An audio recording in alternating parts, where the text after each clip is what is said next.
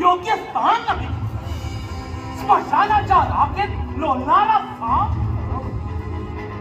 विषेली पदार्थांचे सेवन करून डमरूच्या तालावर साचांच्या सोबत नाचणारा, विषारी सर्पांना अंगात खांद्यावर घेऊन खेळवणारा जणू डोंबारी, तो परब्रह्म हे आम्हाला मान्य नाही. नाही म्हणजे नाही.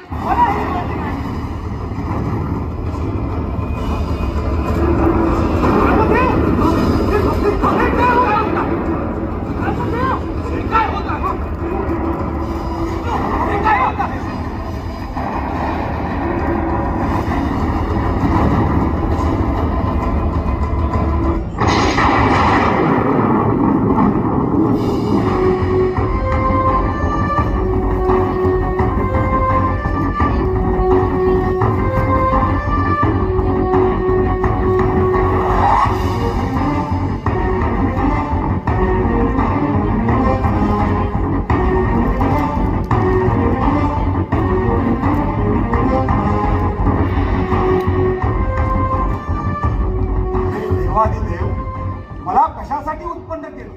माझ्यासाठी काय आज्ञा आहे? तू माझा अवतार आहेस. तुला उत्पन्न करण्याचे कारण ऐक तर.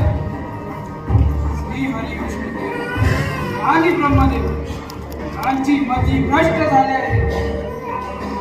धर्माच्या आवेशाने त्यांनी ऋषीमुनी आणि माझाही अपमान केला आहे. तू वेदपुरी जाऊन वेदांचे साधवण कर.